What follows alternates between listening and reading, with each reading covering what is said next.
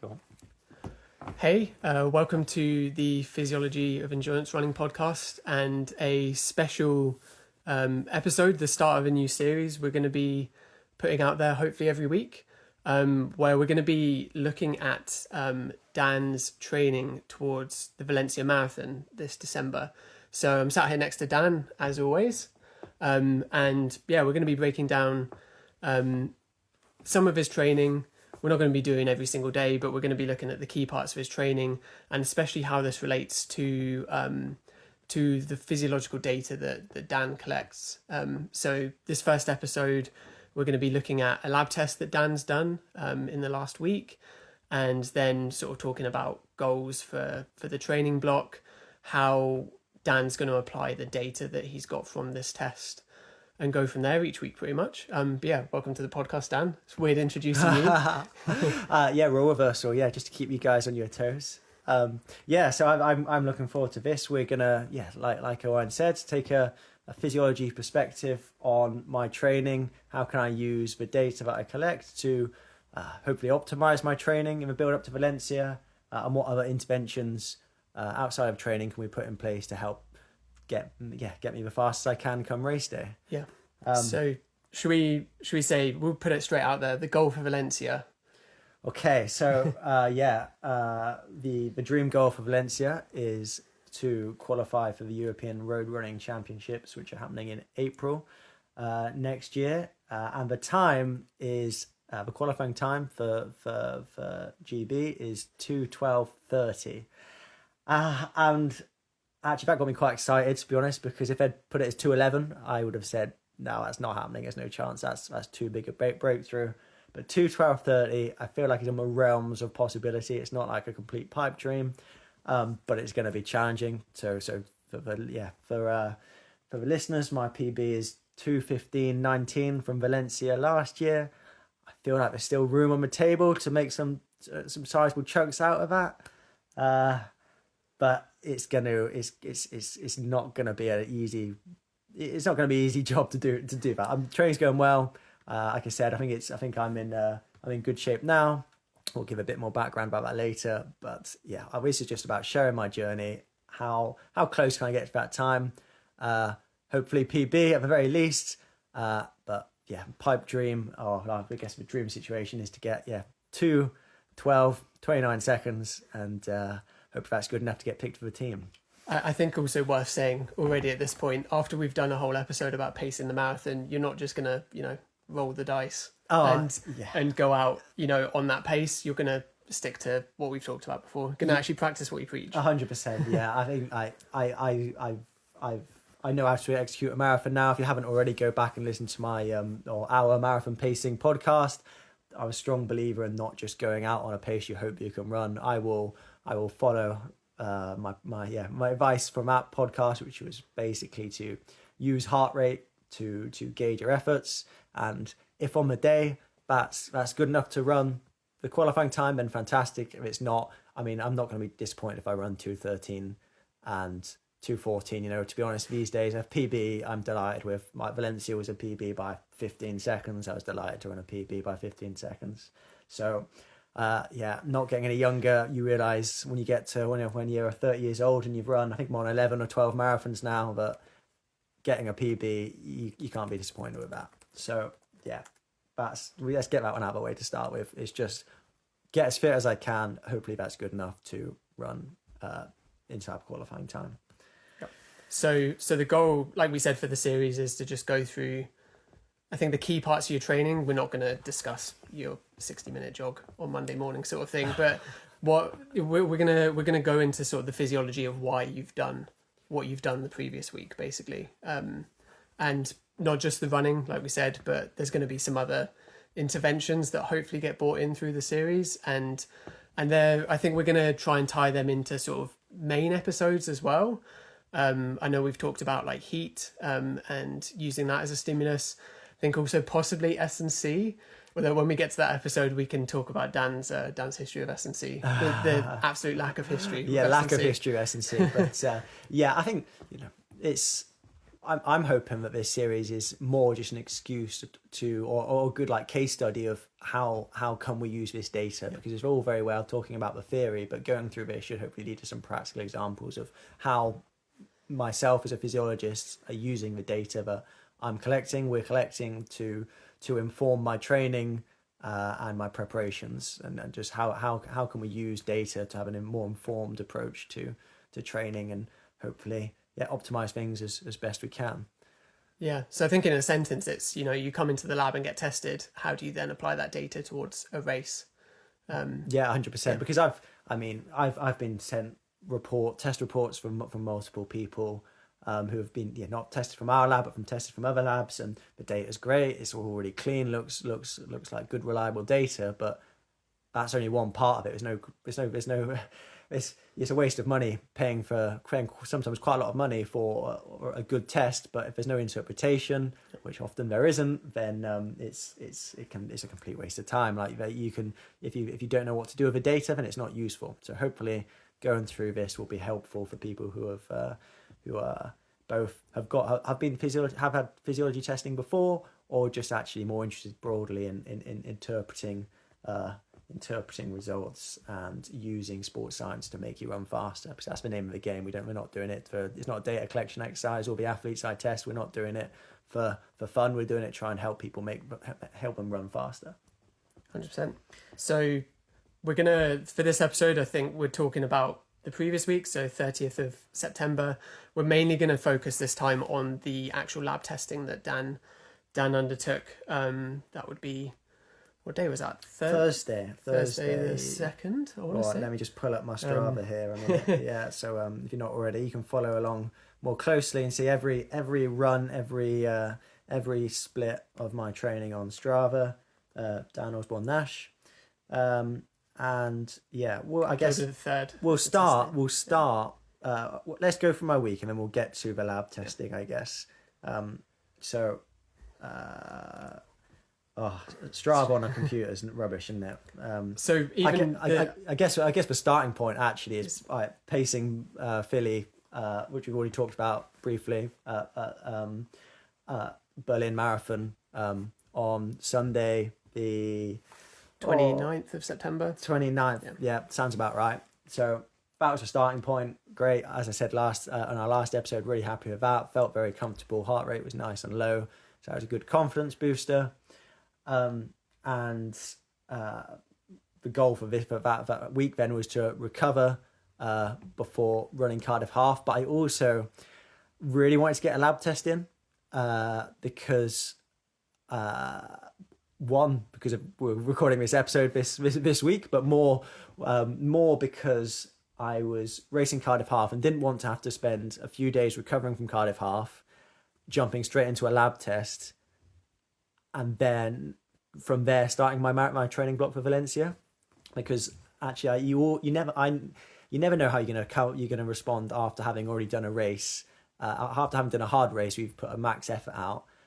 That first session back after that, you never know how that's going to go, how you're going to feel, and I didn't want my first session, if you like, to be a lab test when you don't know actually if the result's going to be compromised by any fatigue you're feeling from that race you've just done.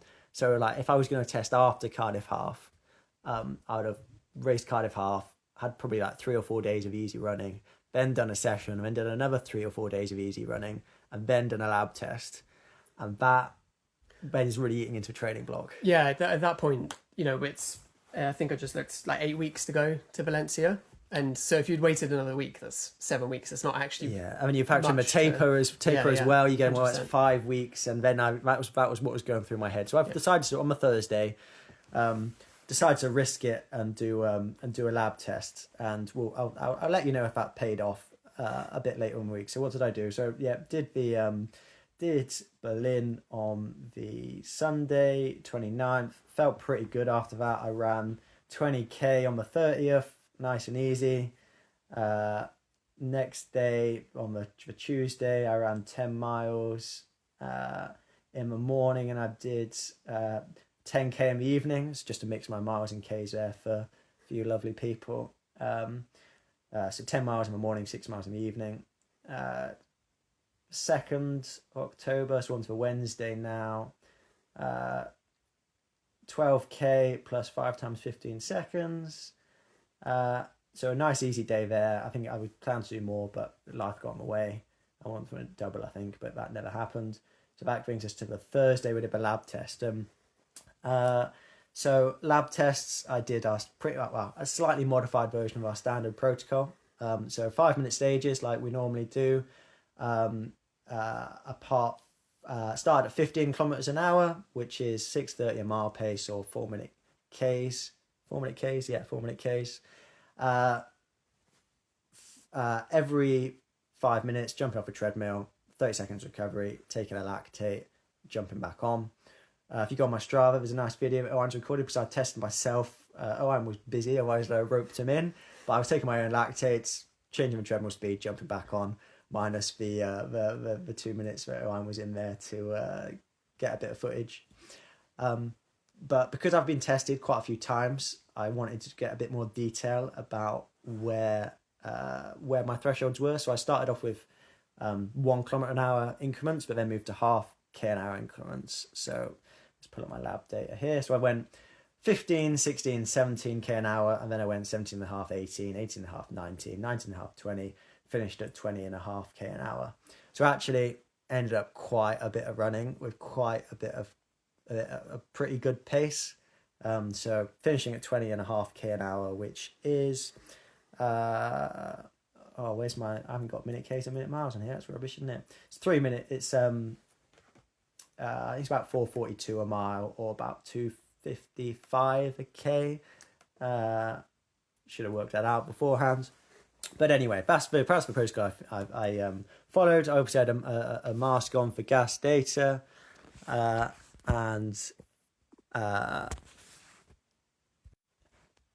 from the submax test, for me, the main outcomes were the thresholds, because for the marathon, that's really important. But as we talked about in the podcast, we talked about physiological determinants of the marathon. I was also looking at the economy, and also looking at getting an idea of VO2 max. So I didn't do a VO2 max test because that definitely would have been too much doing a VO2 submax test, which was quite a long one because I had a lot of stages in there, and then doing a VO2 max after that, really pushing yourself to the limits. Then only having 2 days before Cardiff Half on the Sunday. So decided to not do that, which was a compromise. I would have liked to have done it, but that would definitely been too much fatigue going into the legs.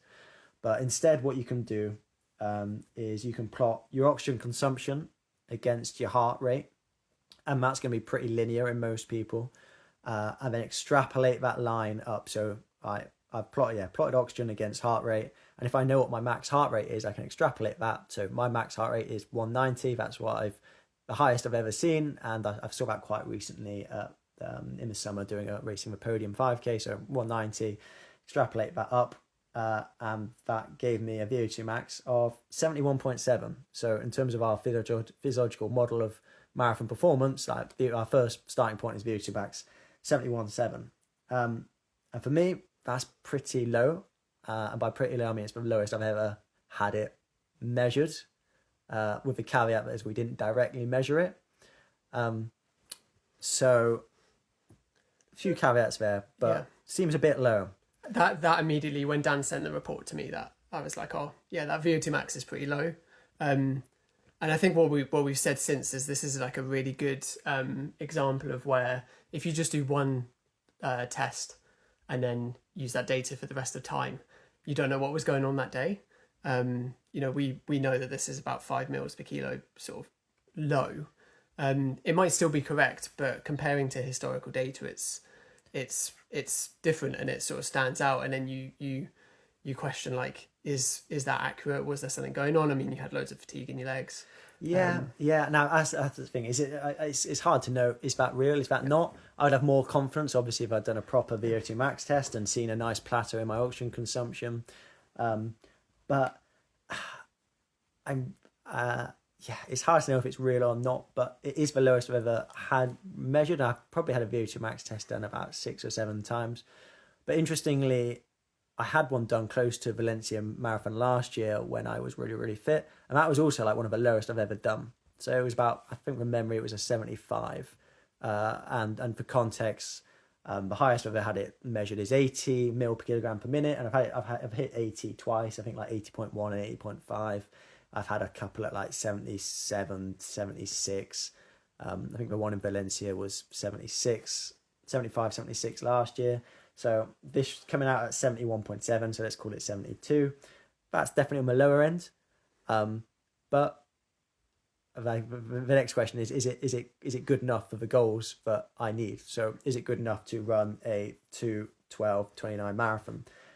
So that's moved us on to the thresholds then. I was just going to say as well with the VO2 max, if you were putting this in a research paper, you would number one, you would say, does that actually impact performance, which is what we're going to go on to, but also there is a sort of biological error of measurement that you always get with any sort of exercise testing, which off the top of my head I think is like 3-4% anyway. So yeah, this could be 3-4% either way, and that 80 mil per kilo VO2 max you got before, again apply that 3 or 4%. So it could be that actually will end up in within anyway, you got two things going on. You got the measurement error of the equipment, and then you've just got day-to-day variation and physiology. And it's not like, it was a bit extreme doing Berlin Marathon. That's like, although that felt really reasonably comfortable, it's not my normal preparations for a submax test would be, or any sort of the physiological testing would be, do a marathon and then like 5 days later go and do a test. So maybe do a physiology test. So maybe that's another factor to throw in, which is definitely it could easily influence like that just day-to-day variation in physiology. Don't do that if you're paying for a test. Yeah, don't do that if you're paying for a test. Just follow your normal training routine. Have an easy day before, and then come and get tested. But when I can just test myself whenever, it's the same. Even when like performance athletes I work with, there's never an ideal time to test. There are always compromises you're gonna have to make, even at the elite level. It's very rarely do you test someone at the most optimal time, or what you would say by traditionally is most optimal time. But yeah, so far as the VO2 max, the question is then, is it high enough? Well, my LT2 came out as 89.5% of that. So if you might have heard us talk about previously, but normally if you've got your LT2, your second threshold, lactate turn point, whatever you want to call it, that intensity you can hold for about an hour. If that's at 90%, you've probably maxed it out. So threshold is looking nearly maxed out, 89.5. Maybe there's a 1% improvement there, but it's not going to go much higher, assuming that VO2 max is correct. So that's the second part. Again, remember the third equation is at the economy. So actually, although my VO2 max came out as a bit lower than normal, my economy was the best it's ever been. So what does that mean? So we normally express economy in mil of oxygen that we're using per kilo of body weight per kilometer. It's going to be a number between 150 and 250. The lower the better, because it's like an oxygen cost of running at a given pace. So 250 would be pretty bad if you got 250 economy. Like that's not great. Best ever recorded was probably about, I think from memory, in a man, it's probably in the range of 160. What do you reckon? I think I've seen that. Yeah. I think who's the Eritrean guy who had the half marathon world record for a bit, and he was in the Breaking 2 project but didn't run very well. Can't remember his name. Anyway, there's a case study paper with him, and his economy was like one of the best ever recorded. I'm pretty sure it was about 160. So that's sort of like your range.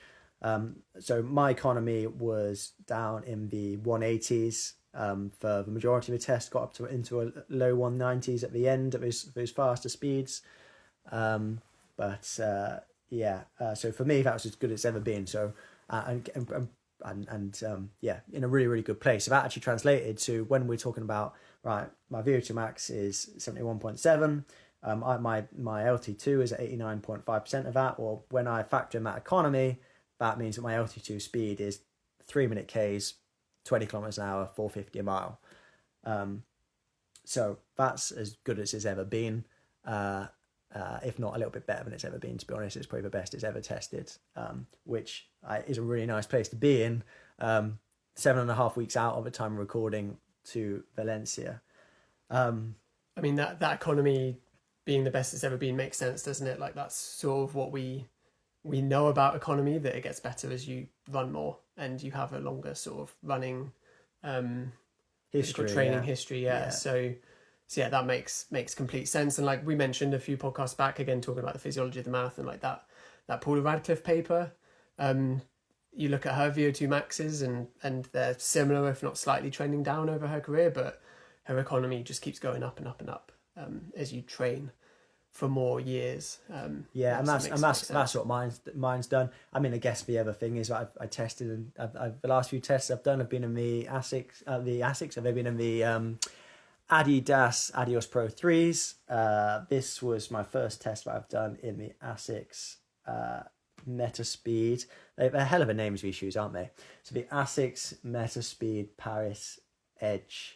It's the first test I've done in them, and that's what I've been racing in recently. So that could be a factor as well, in terms of different shoe choice. But the purpose was to see actually what is my physiology now good enough to run to 12:29, not to necessarily. Well, it still says my fitness, but you want to test in the shoes that you've got available to you, I guess. Yeah, you're not going to be able to keep the same shoes from when you did your first. Yeah, and those Adidas shoes are pretty battered now, so I would test.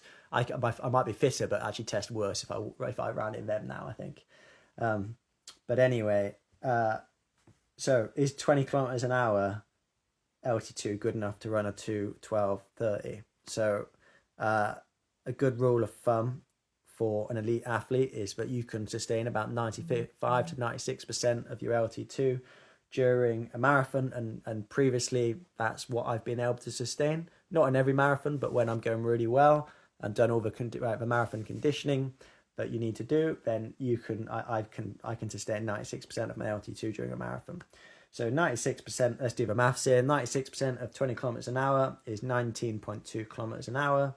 That is 308 per kilometer. Times that by 42.2 is 2:11:52. So that is a really nice starting point to be in. Do I think I could go and run 2:11:52 tomorrow? Probably not. But that sort of tells me what direction I need to go in my training. But actually my threshold's good enough.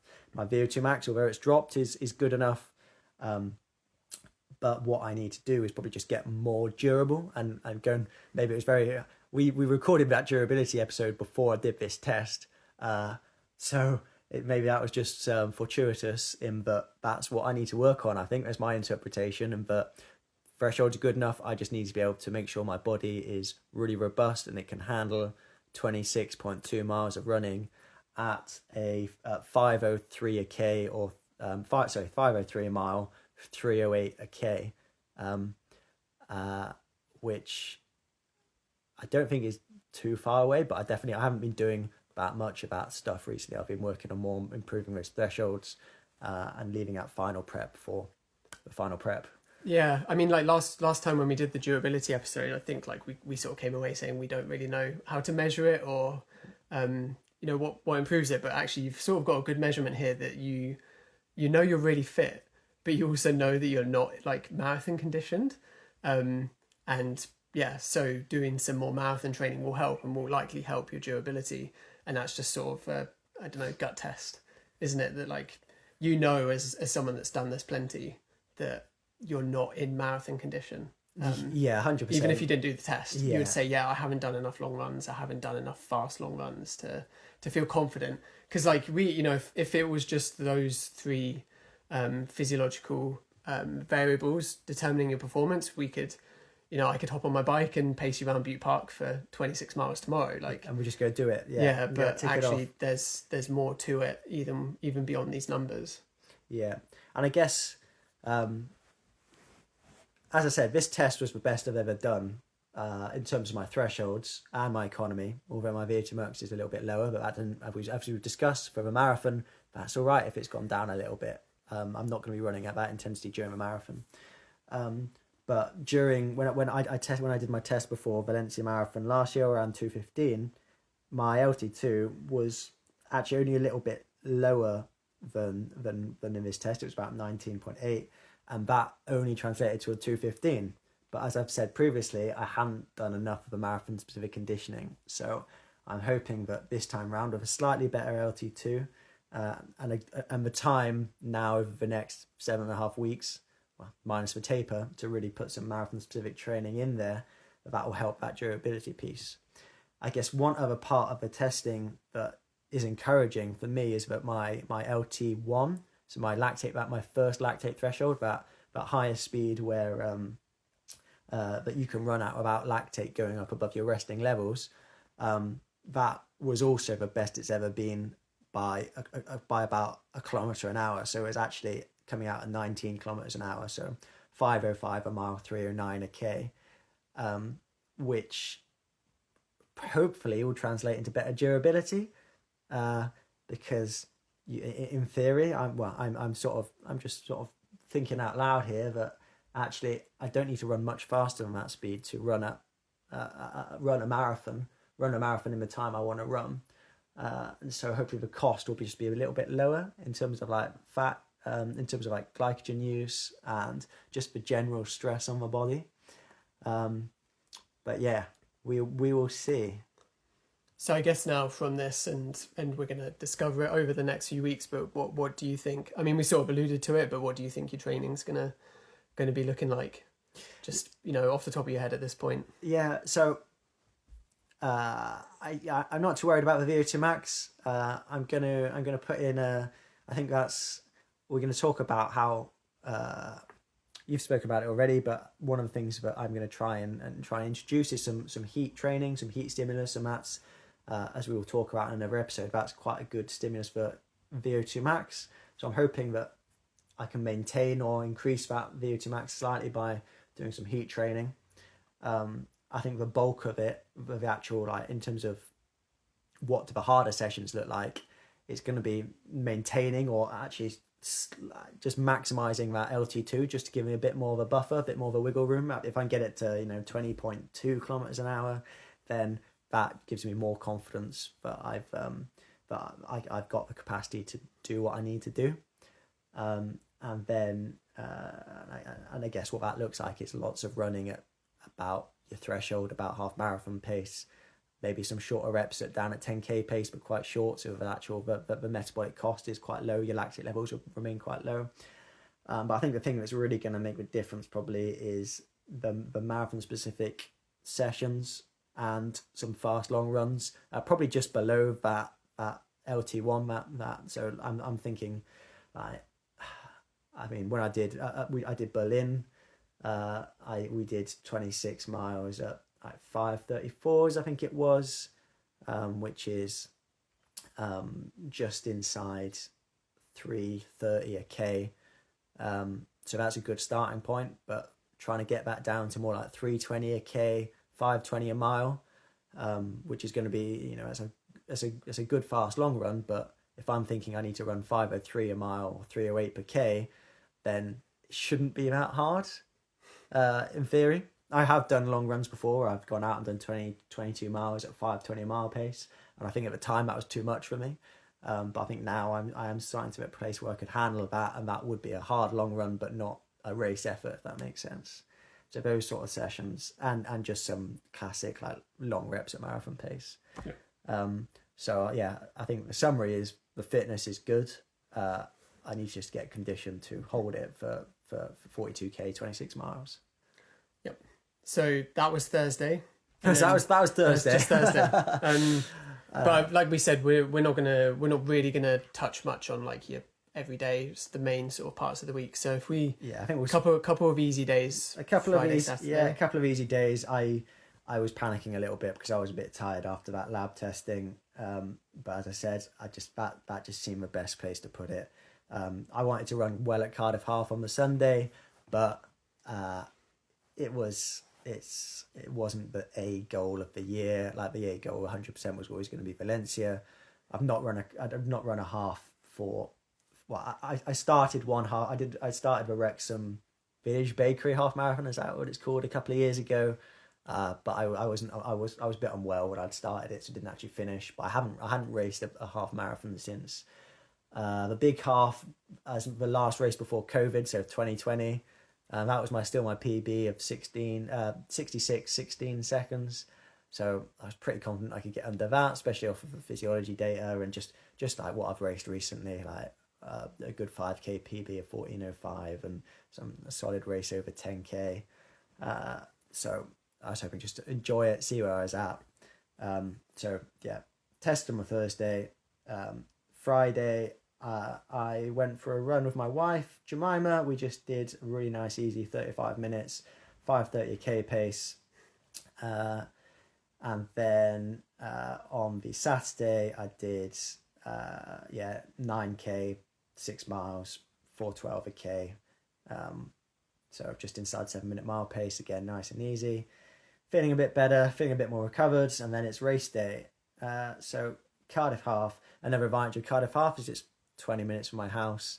It's a good course, although having just run, I from memory, I have done Cardiff Half like 4 or 5 times, but not for a good few years. And I remember it being a faster course. I remember it being less hilly. I think we said afterwards, didn't we? People my sort of speed, it's a great race because there's always people around you, but then maybe up the front actually, yeah, you really feel the hills when there's no one really around you. And some of where the hills sort of come into the race are really challenging. Like it really rewards you being conservative at the start, Cardiff Half, doesn't it? Like Yeah. if you go out too hard, you're going to really suffer later in the race. You are. I think the last 5k is the hardest 5k of a race, really. I would say, or well, minus the last. Yeah, you got 2k downhill at the end, but I guess in terms of like the race day, you think about, I'm gonna have this. You think oh, I'm gonna have this dream race day. Everything's just feel great. Everything's just gonna go super smoothly. Gonna float through it, the early stages, and then just finish really hard. And that was what I was hoping for. But I have the complete opposite of that. My legs were, from mile 1, my legs were really tired. I could feel, well, not really tired. I could just feel that they weren't 100% fresh. Like it just seems more effort. Heart rates were great, but it just seemed more effort than it needed to. When you got, everyone knows that feeling of having slightly heavy legs and you think, oh, hopefully I'll warm up and it'll get better, or it didn't. So that was the first thing. The second thing was I started my Garmin at the start line. So heard the beep. I had the satellites loads in advance, started my Garmin, great, heard the beep. 2 minutes in, glanced down, and I've just got the Garmin logo staring back at me, and my Garmin is just frozen on the Garmin logo. So I've no idea what pace I'm going at. Luckily, it comes back to life just before the first mile marker, but by that sort of throwing everything off, I don't know what pace I'm going at for the rest of the race. I spoke to I was running with Kieran Lewis through the mile, and I go, okay, Kieran, what do we go through the mile in? And my watch is frozen, and he goes 4:46, which was a bit quicker than I wanted. I was thinking more like 5 minutes would be a good starting point. So I was not full of confidence in the opening 5 or 10k, and yeah, feeling a bit like could go really, really badly. No idea what time I'm running. Heart rate's okay, but climbing a bit. But managed to hold it together, managed to actually pace it reasonably well. Came out of 65:11. We don't need to do a whole recap of the race. Like, that's not, that's going definitely from out of the realms of physiology, more just to, describing my emotion. We don't need to do a walkthrough of my emotional state through a 21k of a race. But anyway, finished with 65:11, which was a PB for me, by just over a minute on a day where I felt pretty awful. And I think the pacing was not bad, but not optimal. And it is a fast course, but not like running around Berlin the week before and then running to Cardiff. There was a big contrast in terms of like the speed of the course. And I know like if we compare it to the first half of the Valencia marathon, like it's way, way, way quicker. I think it was 70 according to Strava anyway, 17 meters of elevation over the course of the half. And I think there's less than that in the whole of Valencia marathon. So yeah. I think definitely a bit of wiggle room there. Because based off that lab test, I was going, I could run a 63 high here. And I do feel like if it had been perfect conditions on a really fast course and I had people to run with, because I didn't have anyone to run with for the last 10K, I was running by myself, I think I could have run a 63 high potentially. But still really happy to run a 65 in PB, and it's a solid run, the best I've ever run over a half. And yeah, not too far off what I'd say my LT2 was. That works out as 19 and a half kilometers an hour, 4:58 a mile. I can't remember what it was in Ks. I did work it out. Something like 3:05 a K. So yeah, still a little bit faster for a marathon pace, which is good. Yeah. Nice to not race a half and then find out that's actually your marathon pace. So, Also, I'd won the Welsh champs. Yes, one Welsh champs, which was a nice bonus as well. Yeah, I did want to. Yeah, as I said, I had Kieran Lewis running with me at the start, and sorry, Kieran, I didn't want you to beat me that day if that was a big goal. I think when I was struggling at halfway, I was like, forget about the time, like finish top of the Welsh champs. So I managed to pull that off. Had my teammate Dan Hamilton from Pontypridd Rodents second, so we had 1-2 on the men's side, which is fantastic. 1-2 on the women's side as well. So South Wales runners joined Pontypridd Rodents, best club in Wales. It was good fun, really good atmosphere. Cardiff Half's a great event, 27,000 people. My wife was running. I had my son with my mum watching as well. So yeah, really good event, good fun. Was hoping for a little bit faster, but actually a solid performance. And now no more races until Valencia on December 1st. So just big training block. And I think that's where we'll leave it for this week. We're planning to make this a weekly series, a weekly sort of recap of Dan's training, apply some of the physiology. I think we'll tie some of the main episodes into this as well. I've got a few ideas. We've already mentioned heat training. We mentioned strength and conditioning. So there'll be some of the sort of main episodes sort of running alongside this as well, tying into what we talk about on this. I think. Don't know if you have anything else to add. No, I think that's about it. Yeah, well, yeah, definitely. I think this is gonna be the longer one. I think when we just going through like the training week, I'll probably like just 20 minutes. I reckon we'd cover it. It's been a bit of a longer one, setting the scene and talking about the lab data. There's lots of numbers. I guess the other things to add is that I will share my test report from the lab testing in the show notes. So you can go and have a look at that and see all the numbers for yourself. Really keen to be transparent and just show you everything and share all the data, and then you can dig into that in your own time. And if any questions come out of that, then you can put it into. I was going to say we'll share our question link again and just chuck your questions in about this series as well. But yeah, hopefully it's a little bit different. Really trying to look at the applied side of sport physiology and how does that make you faster. Just digging into the physiology of like not just why did you do the session, but the physiology behind it. That's the goal. Because I actually and I guess this is for me, like what's limiting me seems to be what is the main obstacle for me in running the time I want to run is it seems to be durability, but for other people it might be actually that they're at this point in the marathon block, then it's their LT2 that actually still needs a bit more work. So that's why otherwise you could just copy and paste the training plan for everybody, but it's like how do you actually individualize the training for that individual and try and actually make the training work towards what's limiting them and optimize it for that specific individual. Hopefully this will be a work example of that. And I'm just rambling now, so we'll wrap that up. We'll see you next week. See you next week. Have a good week.